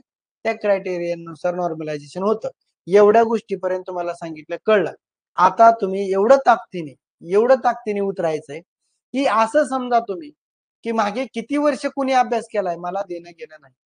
माझ्याकडे बॅच आहे. माझ्याकडे सरांनी सांगितलेली पद्धत आहे. माझ्याकडे सरांनी दिलेला अभ्यासक्रम आहे. अभ्यासक्रम एकदा दोनदा बघल. शिफ्ट वाईज कुठले घटक आहेत ते सर पी मला टाकतील. एक घटकाला फोकस करेल. त्या घटकातला कुठले लेक्चर बघायचंय. एक्झाम्पल मी प्रयोग म्हटलं, तर प्रयोग तुम्हाला नीट समजला पाहिजे. पण त्या प्रयोगाला बेसिक कन्सेप्ट असणार आहे. विभक्ती असतं, कर्ता असतो, नाम असतो, क्रियापद असतं, ह्या काही गोष्टी असतात. त्याच्यामुळे ज्या त्या गोष्टी तुम्हाला बघणं गरजेचं आहे. आणि एक मुद्दा क्लिअर करत चला. जसं की मी आता तुम्हाला सांगितलं, साहित्यिक टोपणनावावरती प्रश्न विचारले जातात. मग साहित्यिक टोपण नावाची एक पीडीएफ मी तुम्हाला देतोय. अजून एखादं तुमच्याकडे रेफरन्स बुक असेल तर त्यातले महत्वाचे साहित्यिक टोपण नावं एकदा दोनदा वाचून घ्यायची. अलंकारिक शब्द आहेत. 40, 50 ते 60च अलंकारिक शब्द महत्वाचे असतात. ते तुम्हाला कुठेही भेटून जातील किंवा मी तुम्हाला द्यायला आहेच. मग प्रत्येक घटकावरती जे काय सांगतोय ते मी पण तेच काम करणार हेच. आणि तुम्ही पण तेच काम करायचंय. आलं सगळं व्यवस्थित ठीक. कारण येणारच. कारण मागचे सगळे जेवढे शिफ्ट झाले त्या पेपरमध्ये तसंच आलं होतं. बरोबर ना? इतिहास, भूगोल, विज्ञान या विषयांचे प्रश्न विचारले जात नाही का? नियमाने विचारायला पाहिजे. पण 2-4 प्रश्न विचारतील. तुम्हाला क्रायटेरिया माहिती आहे. 40% बुद्धिमत्ता आहे. 60% तुम्हाला शिक्षक अभियोग्यता चाचणी म्हणजे त्याच्यामध्ये 15 मार्काचं मराठी, 15 मार्काचं भूगोल, 30 मार्काचं बालमानसशास्त्र. त्याच्यामध्ये परत सामान्य ज्ञान म्हणून विज्ञान, 15 मार्काचं इतिहास, भूगोल, राज्यघटना. जसं सामाजिक शास्त्राचा थोडा भाग आणि विज्ञानचा थोडा भाग असं मिळून एक काय केलं जातं, 30 मार्काचा तो घटक सामान्य ज्ञानचा केला जातो. सामान्य ज्ञानचा 30 मार्काचा आहे. दिले ना पीडीएफ तुम्हाला. बालमानसशास्त्र 30 किती झाले? 60 प्रश्न झाले. बरोबर ना? त्यानंतर मग तुमचं गणित 30 बरोबर ना? 80 मार्काचं तुमचं हे राहणार आहे आणि मराठी आणि इंग्रजी 15-15 मार्काचं असं टोटल 200 प्रश्न 2 तास वेळ असतो. आपल्याला 200 पैकी 200 घ्यायचे नाहीत. आपल्याला 150 प्लस कसं तरी क्रॉस करायचे. कारण 150 प्लसचा कुठलाच विद्यार्थी राहिला नाही. जरी गेल्या वेळेस पॅटर्न समजला असेल नसेल, पण ह्या वेळेस आपल्याला पॅटर्न माहिती आहे आणि कुणी कितीही कालवा करत असेल, मी सांगतो माझं सुद्धा ऐकू नका. आता तुम्ही मनाचं ऐका. 30-40 दिवस राहिले. पॅटर्न समजलाय. जे लेक्चर बघायचे पहाटे लवकर उठा. खरंच मला एका विद्यार्थ्याचं कौतुक करावं वाटतं. आता एकदा लेक्चरला मला फोन केला. काहीतरी ॲपचा प्रॉब्लेम होता आतमध्ये. रात्रीचं ॲप बंद करत होते. त्यांचं काहीतरी काम होतं काहीतरी. म्हणून 2 दिवस. सर मला मी पहाटे 3 वाजता उठून लेक्चर बघतो. पहाटे 3 वाजता सर बघतो कारण मी जॉबला आहे आणि मला नोकरीची खरंच गरज आहे सर. आणि असतील काही विद्यार्थी लाईव्ह येत नसतील, मी त्यांना नावं ठेवणार नाही. कारण त्यांच्या घरी बऱ्याच अडचणी असू शकतात. काही गृहिणी आहेत, काही त्यांना घरची कामं असतात, काही प्रायव्हेट जॉब असतो, आपत्ती असतं, लहान बाळ असतं, अ, नवऱ्यांनी सांगितलेली कामं असतात, सासांनी कामं सांगितलेली असतात, ओव्हरऑल फॅमिलीमध्ये राहत असतात. या सगळ्या गोष्टी मान्य आहेत. पण घरच्यांना एक विनंती करा. प्लीज मला 1-1.5 महिने कोऑपरेट करा. उन्हाळ्यात तुम्हाला बाकीची काही कामं नाहीत. नशिबाने तुम्हाला उन्हाळा आलाय. कमी वेळ जरी असेल तर तुम्ही कुठे जॉबला असाल तर जसं की शिक्षक म्हणून शिक्षिका म्हणून जॉबला असाल. हे सगळेजण आहेत ना. थोडंसं स्वतःचं वेळापत्रक बनवा. व्यवस्थित तन मन धनाने करा. निगेटिव्ह विचार जर डोक्यात आणला तर काय खरं नाही. निगेटिव्ह विचार आणायचा नाही. कारण सगळेजण जर घाबरून गेले, परीक्षा कोणी द्यायची नेमकी? परीक्षा आपल्यालाच द्यायची. त्याच्यामुळे कुणी काही सांगू द्या, काही बडबड करू द्या, अडचणीतनं मार्ग जो शोधतो तोच खरा यशस्वी असतो आणि आपण यशस्वी होणार आहेत. एवढ्या गोष्टी तुम्हाला सांगतोय. आता 2 मिनिटात तुमचा काही प्रश्न असेल तर एक एक प्रश्न टाका, त्याच्यावरती 2 मिनिटं बोलतो आणि आपण थांबूया. लेक्चर कसं वाटलं, त्याच्यात काही चुकून हुकून राहिलं असेल, काही गोष्टी तुम्हाला आवडल्या असतील त्या घ्या, नाही आवडल्या माझ्या मला परत करा. आणि याच्यामध्ये काय प्रॉब्लेम वाटला, एखादी गोष्ट विसरलेली असेल तर 2 मिनिटात तिथं कमेंट्स मध्ये प्रेझेंट करा. त्याच्याबद्दल मी थोडं बोलेल आणि थांबल.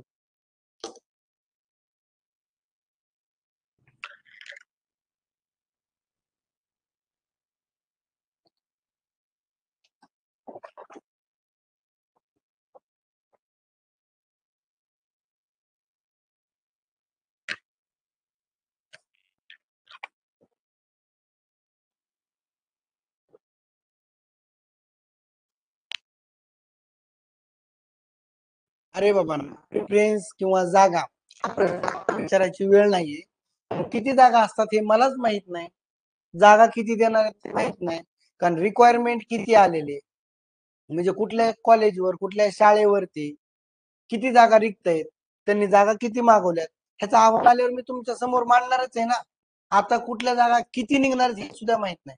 आता फक्त परीक्षा द्यायची, दमाने टाका जरा, कमेंट्स वर चालल्यात.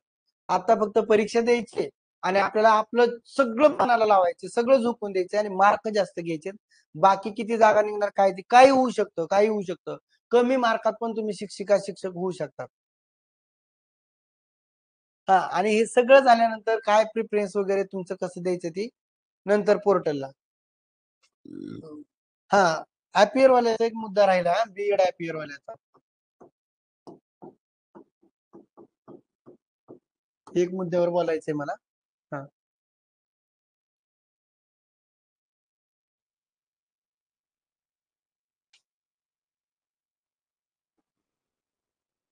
ओनली स्टडी आणि ओनली स्टडी.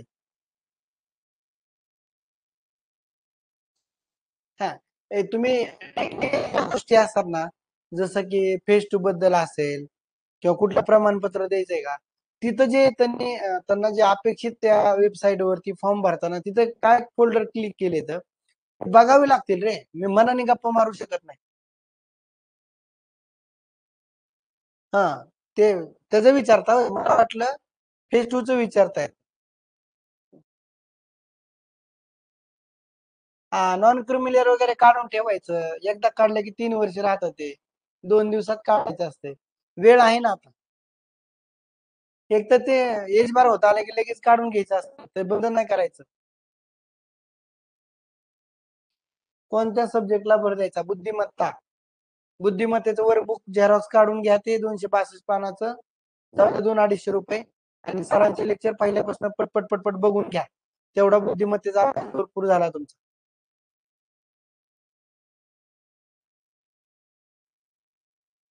बर, झाले का प्रश्न? काही प्रश्न वरी गेले बघा.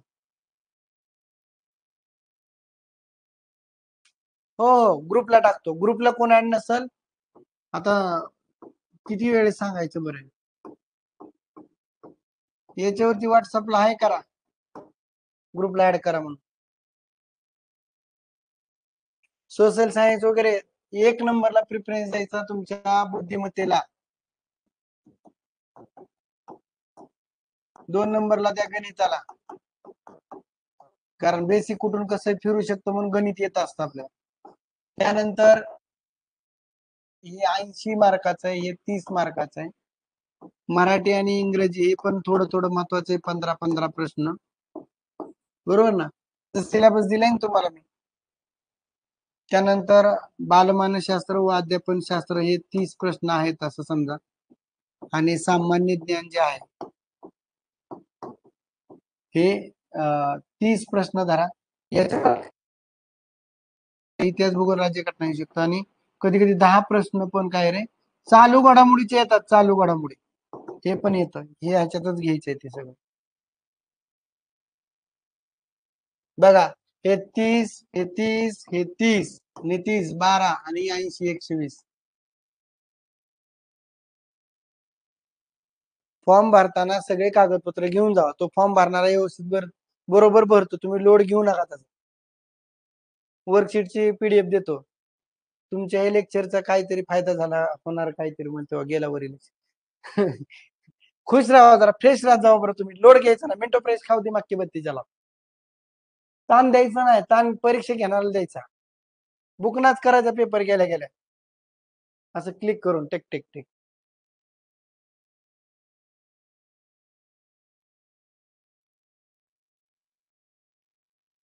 दोन्ही पैकी एक. टेंशन नाही घ्यायचं. चिंता करोगे तो भटक जाओगे, चिंता करोगे तो भटक जाओगे और चिंतन करोगे भटके हुए को सुधराओगे.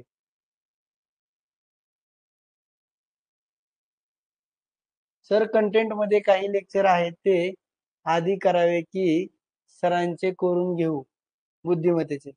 अरे बुद्धिमत्तेचे चालू करा एक टायमिंगला सकाळी 1-1.5 तास 2 तास. आणि जर नेट बंद पडलं सुरुवातीचे लेक्चर जास्त MB चे आहेत. जर नेट कमी पडलं तर 200-300 रुपये जर एकदा टाकले तर तुमचं जोपर्यंत रिचार्ज आहे तोपर्यंत तुम्हाला ते जीबी येऊन जातं. एवढा लोड घ्यायचा नाही. सर थोडं ताडपंतर बरं दडपंतर येणार का? एक बदलायला येतो. एकदा जर क्लिक केलं तुम्ही तर बदलायचं असेल तर बदलू शकता.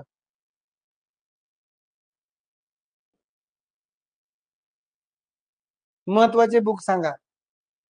1 मिनिटात सांगतो. काही टेन्शन घेऊ नका. हालू नका. आज आज जर कोणी लगेच लेफ्ट झाले एक जर पुस्तक वगैरे सगळं दाखवतो तुम्हाला. टेन्शन घेऊ नका. तर सगळं होईल उद्या. मस्त एक कविता म्हणून दाखवा. बरं आलो. सगळं सगळं करू आपण. थांबा.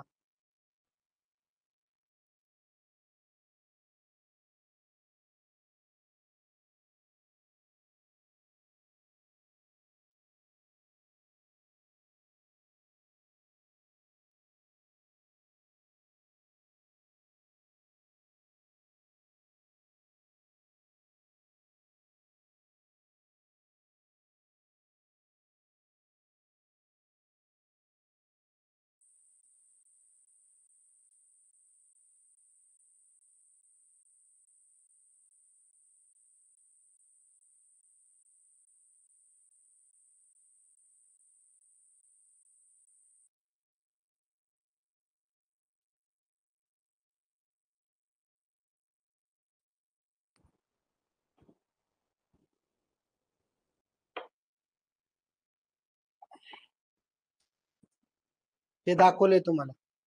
बुद्धिमत्तेचं पुस्तक आहे. सगळ्यात बाप पुस्तक असते RS अग्रवालचं. ह्याच्यामध्ये IBPS पॅटर्न नुसार ह्याच्यामध्ये परीक्षा बघा सगळ्या घेतलेल्या. बँकिंग लेवलच्या परीक्षेचे प्रश्न असतात ह्याच्यात. हे बघून घ्या पण खूप डिटेल्स मध्ये आहे. मी आता सगळ्यांनी कुठलीही पुस्तक हातात घेताना मी जी दिलेली पीडीएफ पण आता शिफ्ट वाईज दिलेली त्याच्याकडे बघूनच करायचं कार्यक्रम. हा तुमचा आरसा आहे. हे कळलं? हे झालं बुद्धिमत्तेचं. हे आहे अंकगणिताचं RS अग्रवालचं. ह्यातले मोजकं सिलेबस करायचा आहे ज्याच्यावर विचारलंय. हे एक एका सरांनी पुस्तक काढलंय. याच्यावर माझा पण फोटो आहे. दिसते का बघा आता तुम्हाला.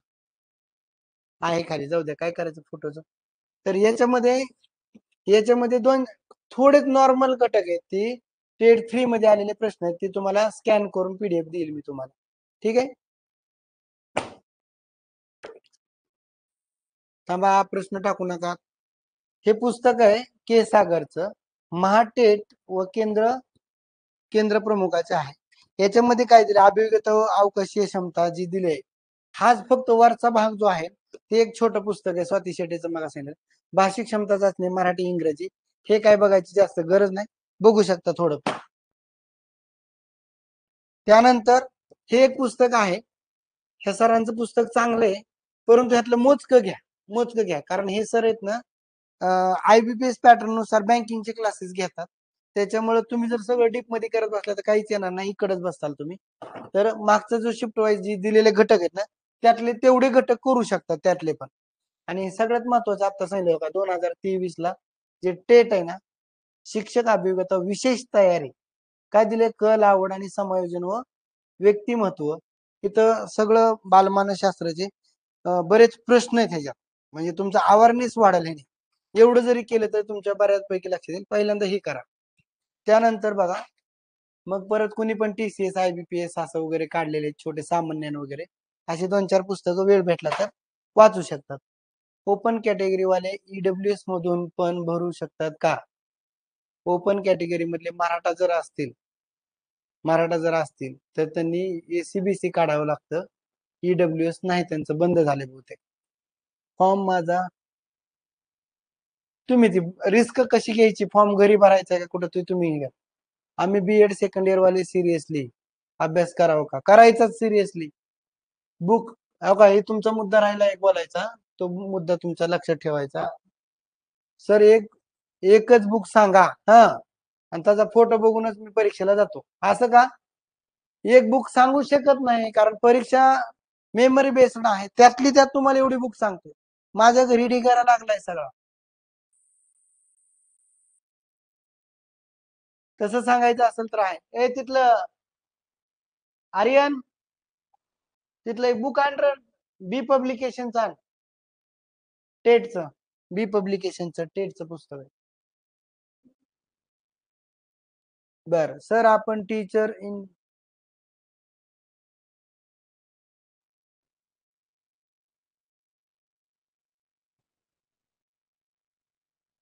ऑनलाईन मिळेल का बुक? कुठले बुक बुक पाहिजे तुम्हाला? एखादे मला सांगा. माझ्याकडे जर मी आणत असतो, मी 5-5, 10-10 कॉपी. जर असेल तर देईल मी तुम्हाला एक दोघ जणांना.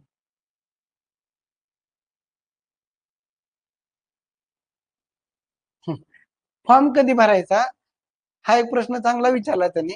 म्हणजे माझा एक एक माझा नाद म्हणून सांगतो. तुम्ही परत ते आपल्या हातात नाही, ते सॉफ्टवेअरच्या हातात असतं. फॉर्म जरा थोडं 4-5 दिवस पुढे गेल्यावर मध्ये भरायचं. जरा मध्ये भरल्यानंतर हे आपलं एक तर्क आहे बरं का. मध्ये भरला तर मध्येच काय होईल रे, मध्ये जर आला तर भारी होईल. एक 2-4 दिवस तरी आपल्याला कळावं पॅटर्न कसं आहे ते. नाहीतरी आता सांगितलंच नाही पॅटर्न. आता झालेल्या दहशतवादी हल्ल्यावरती प्रश्न येऊ शकतो का? चालू घडामोडीचा करंटवर काय सांगता येत नाही, कुठला विचारला जाऊ शकतो, पण शक्यतो त्याच्यावरती विचारणार नाहीत. हो हो, बुकचे फोटो वगैरे टाकतो तुम्हाला ग्रुपवरती. तिथं बुक आहे ना.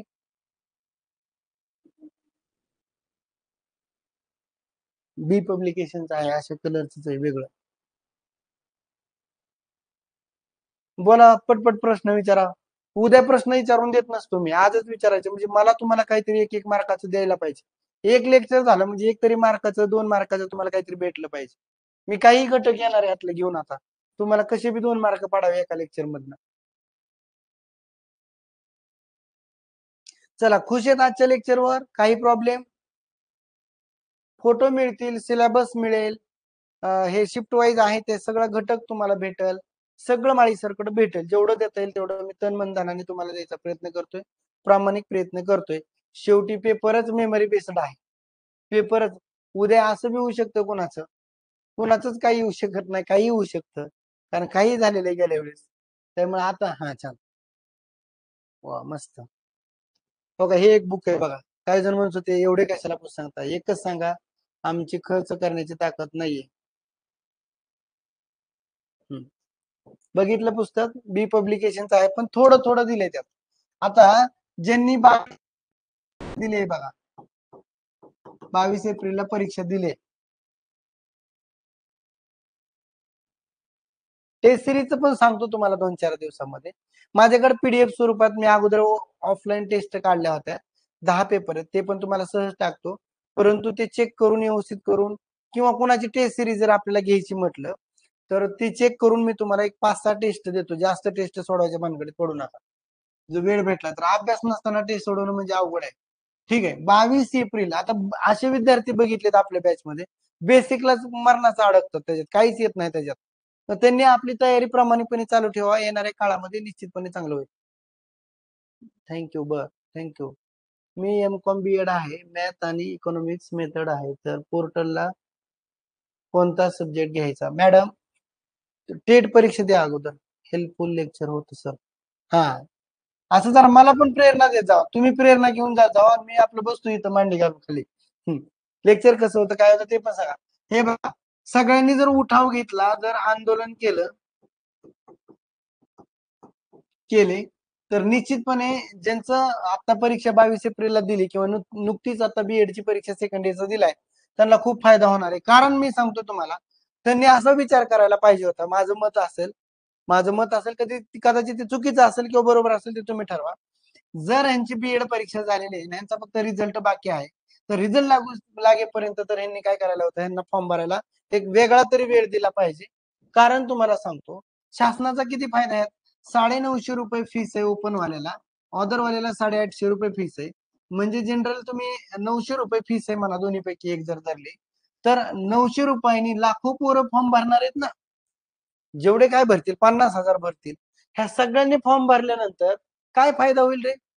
अरे मला सांगा, 20,000 जागा काढायची समजा, एक्झाम्पल हा, जागा 5,000 बी असतात. 20,000 जर जागा काढायच्या असतील, जर ह्या बीएड झालेल्या आता ह्या वर्षातल्या 2025 मध्ये ज्यांनी बीएडची परीक्षा दिली, ती जर इकडे आले तर ह्यांच्यावर काय ताण येणार आहे का? जागा तेवढंच काढायचं त्यांना. उलट चांगले शिक्षक त्यांना भेटतील. असेल त्यांची ताकद असतील, ते अभ्यास करत असतील, येतील. नसतील तर नौकेच आहेत ते. त्यांचे तुम्हाला 900 रुपये प्रमाणे शासनाला फायदाच आहे ना. पण ह्या पोरांना पण अनुभव भेटेल ना. मला वाटतं ह्यांना संधी दिली पाहिजे. मला वाटतं संधी दिली पाहिजे. पण प्रत्येक काम कोणीच करू शकत नसतं. मीडिया एवढं तेज आहे. तुम्ही एखादी गोष्टीवर तुम्ही छोटे छोटे व्हिडिओ बनवून टाकले बीएड वाल्यांनी, 1-1 मिनिटाचे, सगळीकडे इंस्टाला वगैरे सगळ्या आमच्यासारख्या शिक्षकांना शेअर केले. सर व्हिडिओ शेअर करा आणि शिक्षक परीक्षेकडे किंवा आयबीपीएस पॅटर्न जो काय महत्वाची लोक असतील त्यांच्या बरोबर हे व्हिडिओ जातील ना. ते काम तुम्ही केलं पाहिजे. तुम्ही ते व्हिडिओ आमच्याकडे पाठवा, आम्ही आमच्या इंस्टाला टाकून सर अशा पद्धतीने झालं पाहिजे. बरोबर का नाही? ठीक आहे. हेल्पफुल लेक्चर होतं sir, thank you. Okay sir, last डेटचा कट ऑफ मिळेल का? तेही पीडीएफ तुम्हाला टाकणार आहे. सर तुम्ही खूप छान महत्वाची माहिती दिली, धन्यवाद. एक आहे, एक एक शब्द सर डोक्यात बसला आहे. धन्यवाद. खूप प्रत्येक तुमच्या कमेंट्स मधनं मला खूप प्रेरणा भेटते. असंच मी तुम्हाला मार्गदर्शन करेल. काही प्रश्न असतील तर कॉल साठी अवेलेबल टाइम सांगा. दिवसभर अवेलेबल असतो, पण मी तुमच्यासाठी काहीतरी करत असतो. त्यामुळे मेसेज अगोदर टाका, त्याचा रिप्लाय मेसेजवर जास्त फास्ट येईल तुम्हाला. आणि जर मला काय वाटलं की बोलण्यासारखं आहे तर लगेच म्हणून की माझा नंबर टाकतो. तुम्हाला माहिती आहे बऱ्याच जणांना, की डायरेक्ट माझा नंबर टाकतो. 96 होऊन जातो. थँक्स सर, तुम्ही खूप छान शिकवता. ओके, धन्यवाद. Thank you sir. Thank you for guide केले. आज माझ्याकडे फोन नव्हतं म्हणून मी हे सगळं जोडलं. तर बऱ्याच जणांना टेन्शन आहे, ते टेन्शन गेलं असेल. कारण निम्म्याच्या वर टेन्शन मी तुमचं कमी केलं. आता कसं करायचं, काय करायचं हे सगळं तुम्हाला सांगितलेलं आहे. शक्यतो हे लेक्चर मी डायरेक्टली युट्यूबला बी अपलोड करू शकतो समजा. नंतर तुम्ही शेअर करू शकतात जवळच्यांना. जी सर, ओके, थँक्यू. ओके, सगळ्या पीडीएफ वगैरे टाकतो. काय काय लागतंय ते मला फक्त व्हॉट्सअपला टाका. आणि जवळचं कोण असेल तर त्याला सांगा, बाबा सरचा वाढदिवस 29 तारखेला आहे, सांगू नाही, पण ह्याच्यामुळे मी एक तुम्हाला ऑफर देणार आहे. ते ऑफर मध्ये त्याला जॉईन करून टाकू आपण. जॉईन करून टाकू, कमी पैशामध्ये जॉईन करू. एक माझी अशी इच्छा आहे की खरं सांगायला म्हणजे महात्मा फुले, सावित्रीबाई फुले, म्हणजे मी माळी आहे, म्हणजे मी प्रत्येक मी त्यांना प्रेरणास्थान मानतो. आमच्या घरात त्यांचाच फोटो आहे आणि मी त्यांचीच प्रेरणा घेतो. त्यांनी एवढं स्ट्रगल केले, त्यांच्या म्हणजे पावलावर पाऊल थोडस अनुरेने एवढं जरी मला काम करता आलं ना, माझ्या जीवनाचं सार्थक झालं असं मी समजतो. आणि म्हणून मला कमी पैशामध्ये पण बऱ्याच काही गोष्टी द्यायच्यात. पण शिक्षक पण चांगली लागतात. आणखी बरीच मोठी टीम, मी तगडी टीम तयार करतोय. आता हे बघा, हे टी शर्ट वगैरे जे आणलेत ना, ते भरपूर मोठी टीम तयार करतोय. सगळ्या क्षेत्रातले सगळे महाराष्ट्रातले तगडे शिक्षक आपल्या प्लॅटफॉर्मवरती आणणार आहे. त्याचा सुद्धा तुम्हाला मी फायदा करून देणार आहे, फायदा देणार आहे तुम्हाला. फक्त जॉईन राहा. ज्यांच्या बॅचेस वगैरे संपत आलेले त्यांनी रिफ्रेश करून घ्या. ती ऑफर देणार आहे मी, आता दिलेली आहे याच्या अगोदर. मी अजून एकदा एक ऑफर देतोय. आणि आमच्या बरोबर राहा. तुम्हाला सरकारी नोकरीमध्ये एक चांगलं स्थान मिळवून द्यायचं काम ते आमच्याकडे लागलं. आम्ही करू तो प्रयत्न. आणि तुम्ही पण अभ्यास करा. थांबू इथंच आपण. धन्यवाद. काय अडचण असेल मेसेजद्वारे आता तुम्हाला बरेच वेळ दिलाय.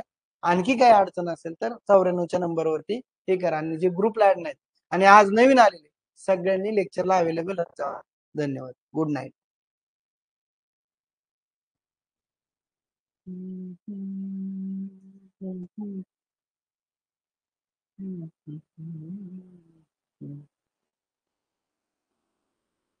ओके, धन्यवाद मॅडम.